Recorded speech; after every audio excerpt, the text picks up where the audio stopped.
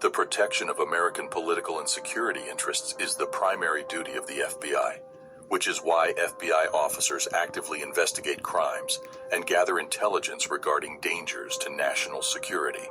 Surprisingly, or maybe not, an agent's work depends on a day-to-day basis. FBI agents may conduct surveillance, gather and analyze data, watch internet activity, gather evidence, and make arrests. On top of that, the FBI has offices all around the world that monitor foreign governments. This is why it's only expected that they have tons of documents stashed somewhere in their back room. Kidding aside, though, it's actually normal for a big institution like this to be able to gather a huge amount of data and information.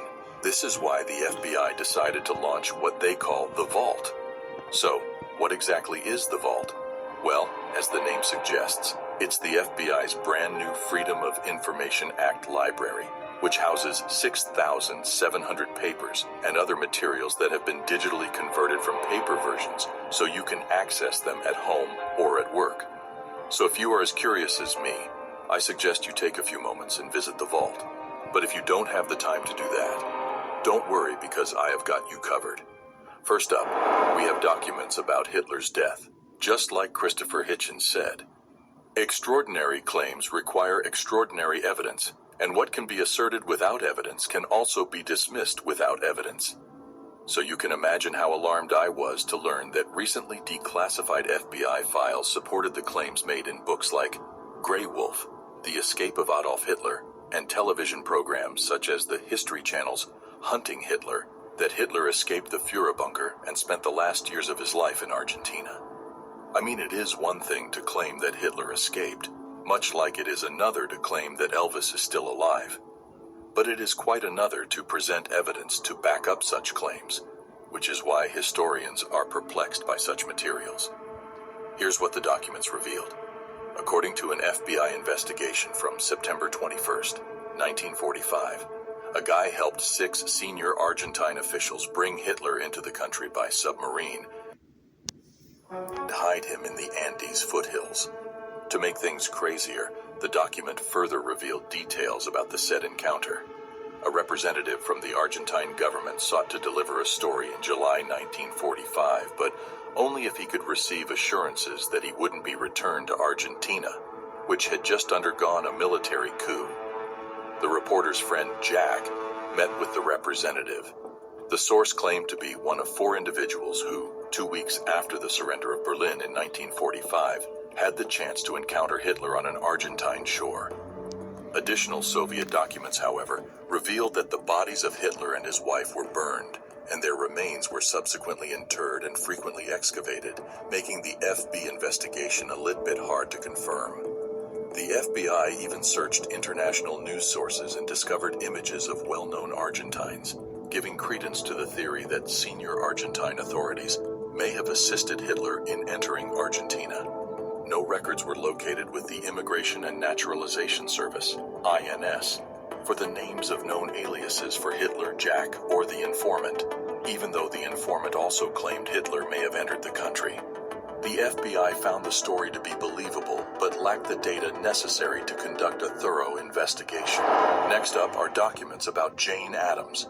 Most of you might be wondering why the FBI has investigative reports about someone like her. In fact, even the FBI's first director, J. Edgar Hoover, dubbed Addams the most dangerous woman in America. But she's not dangerous in a literal sense. Rather, she has allied herself with laborers, immigrants, women, and African Americans. Furthermore, she connected issues like rundown homes, poor schools, segregated facilities, and low salaries, for instance, with a bigger system of exploitation and democracy that was fatally defective. Because of this, Jane Addams became the first American woman to receive the Nobel Peace Prize. She was a champion for international harmony and is credited with founding the social work profession in the United States. She was a radical pragmatist and possibly the first American woman public philosopher.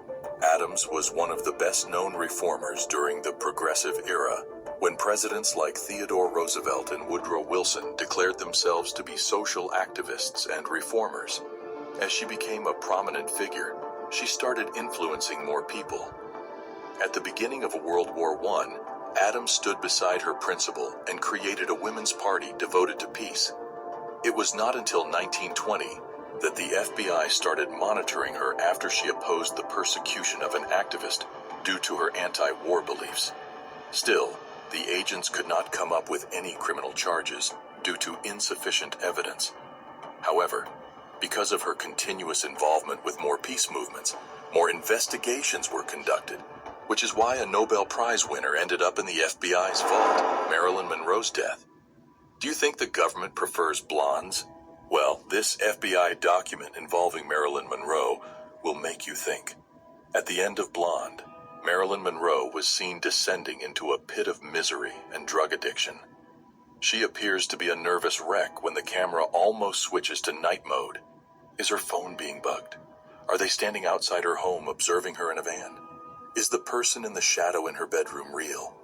She undoubtedly experienced intense mental upheaval prior to her passing in 1962 at the age of 36, but there is some evidence to suggest that she may have had a legitimate reason to be paranoid, given that the FBI was known to have established a file on her.